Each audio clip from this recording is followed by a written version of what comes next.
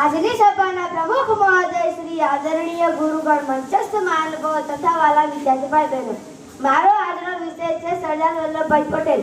સરદાર વલ્લભભાઈ પટેલ ભારતના એક મહાન નેતા હતા. તેઓ ગુજરાતના પનોતા પુત્ર હતા. તેઓ લોખંડી પુરુષ તરીકે જાણીતા હતા.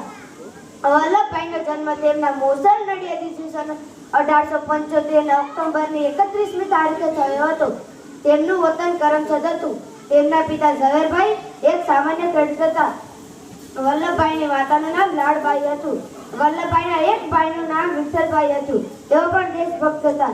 વલ્લભભાઈ બાળપણથી બહુ હિંમતવાળા હતા. કાયદા વિશેષ અભ્યાસ માટે વલ્લભભાઈ ઇંગ્લેન્ડ ગયા હતા.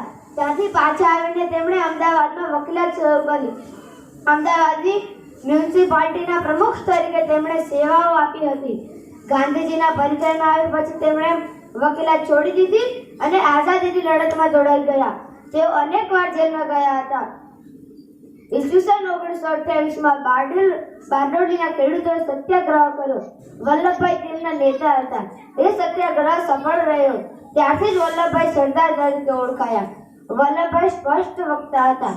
તેઓ એકવાર જે નિર્ણય લે તે છોડે નહીં. તેઓ મક્કમ મનના હતા. તેઓ નીડર અને નિર્ભય હતા. તેથી સૌ તેમણે લોખંડી પુરુષ કહેતા હતા. તેઓ ભારતના પ્રથમ ગૃહપ્રધાન અને નાયબ વડાપ્રધાન તરીકે ઘણા સફળ રહ્યા.